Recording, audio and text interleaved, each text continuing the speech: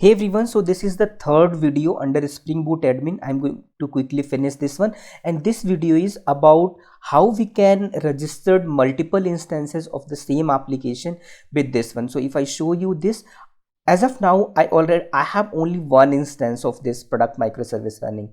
So in actual application we will be having multiple instances of the same application, right? So let's do that quickly. So this is what we have default application. So how I can, first of all I have to run the multiple instances of this one. Come here under the terminal window and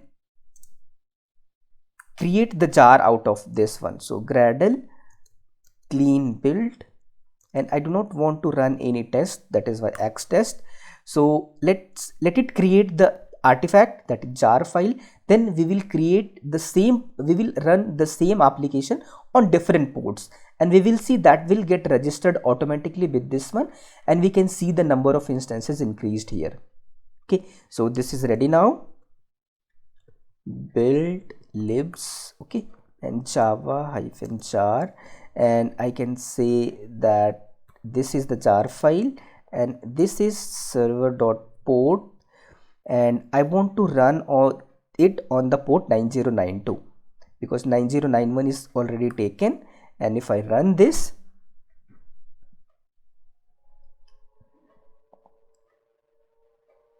okay, so if I come here, now I can see that two instances are coming here. So if I click this one, I can see these two instances running here. Timing also I can see 20 minutes ago and 11 seconds.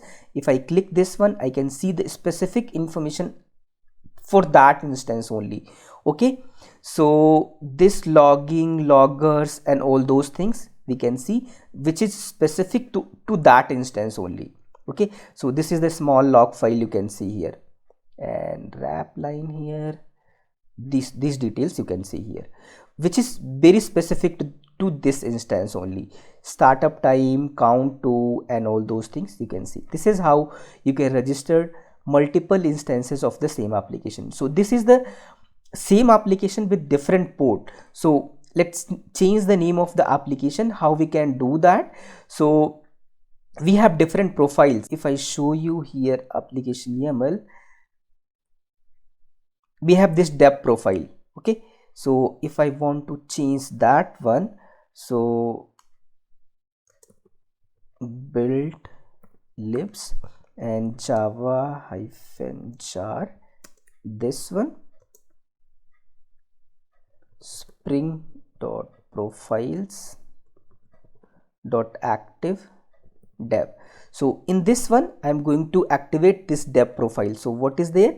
It is 9092 test 9093, because 9092 I already have taken in the previous one. So let's enable the test one so that we can see the different name of this application. Okay, and this we have this different product currency INR and USD.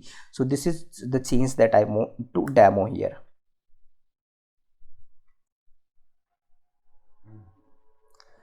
Okay, it is started. So I can see the one more box coming here, product microservice in test environment. If I click this, I can see the thing which is specific to this test environment. Okay, so if I show you the configuration properties here, and if I show you the product, I can see this USD. So the 0 index, it is showing you the first index that we have 1 USD, but 0th index somehow it is not showing here, but we can notice the change here. That is specific to this application only.